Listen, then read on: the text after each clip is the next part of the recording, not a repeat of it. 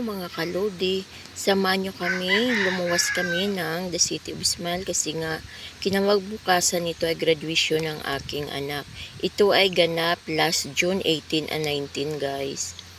Yan kalodi, naghahanap muna kami ng aming matutulugan ngayon nitong gabi ng June 18 dito sa The City of Smile kasi kinabukasan pa yung graduation, umaga kasi guys, yung graduation ng aking anak kaya 18 pa lang ay lumuwas na kami ng Bacolod.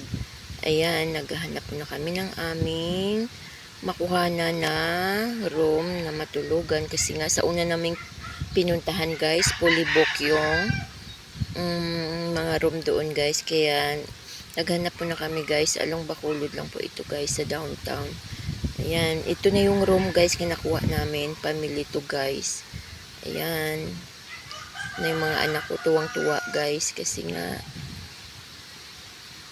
minsan lang makapunta dito sa Bacolod. Ayan, ito kunting pasilip lang to sa room na aming nakuha.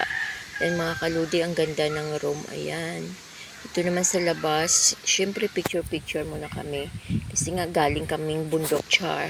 Ito yung mga anak ko guys, ang ganda kasi sa labas. Kaya ayan, nagpicture muna kami. Kinabukasan guys, ito na yung June 19 graduation na nga ang aking anak guys. Dito sa SMX Bacolod guys, sa function hall nila. Sa convention center. Ito na, nagmamarching na sila kasi magsimula na yung graduation ceremony.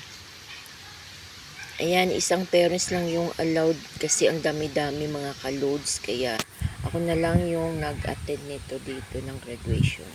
Ito lang guys, sa big screen ko lang nakuha yung video na to kasi nga sobrang layo. Ayan, sa dami-dami ba naman ng tao. Kaya ito na, kumakanta na sila ng kanilang graduation song kasi patapos na ito. And guys, tuwang-tuwa syempre, sinong magulang ang hindi matuwa na yung anak niya ay makakagraduate. Kaya ipopost ko talaga ito sa page ko guys, yung video ko guys, kasi proud akong nakapagtapos ang aking anak. At syempre, tuwang-tuwa, sino ba namang magulang ang hindi matuwa. Alam ko naman na yung mga magulang na mag-graduate yung kanilang mga anak ay tuwang-tuwa kagaya ng mga naramdaman ko guys. Kaya thank you Lord, thank you Lord Jesus. Thank you sa tanan-tanan, thank you all God. Ito tanan ay dahil sa imo Lord, dahil sa kabutihan mo sa amin. Ito na guys yung anak kong gumraduate. Ayan, syempre picture muna pagkatapos ng ceremony. Ayan, ito naman si Bunso nagdadrama.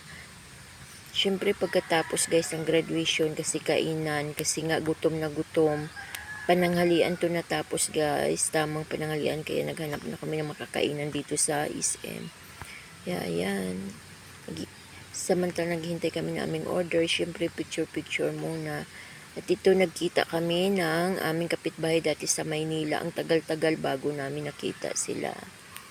Ito kinabukasan naman umuwi na kami ng Kanlaon sa amin guys. Ito syempre dahil kailangan mo magpasalamat, may anak na namang nakapagtapos kaya naglechon kami. Ayan, lechon, ang sarap ng lechon. Ayan. Hirap na hirap kami nito kasi nga ang laki ng aming baboy na nilechon. Ayan, muntik pa maputol yung aming tuhugan. Kaya tulong-tulong. Salamat sa mga kaibigan na tumulong. Ayan, malapit na itong maluto. Thank you Lord, thank you. Thank you sa lahat ng blessings Lord. Salamat din sa paggabay mo sa amon.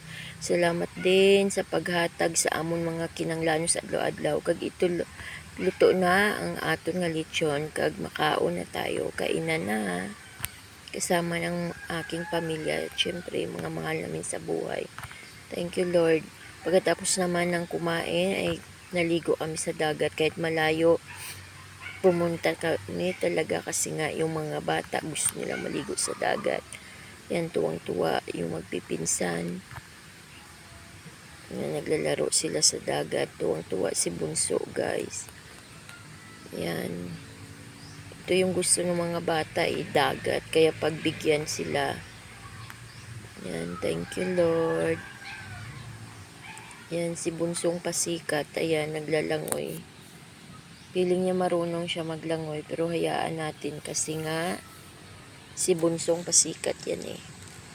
Yan, tuwang-tuwa. Umiiyak yan. Ayaw umahon sa dagat.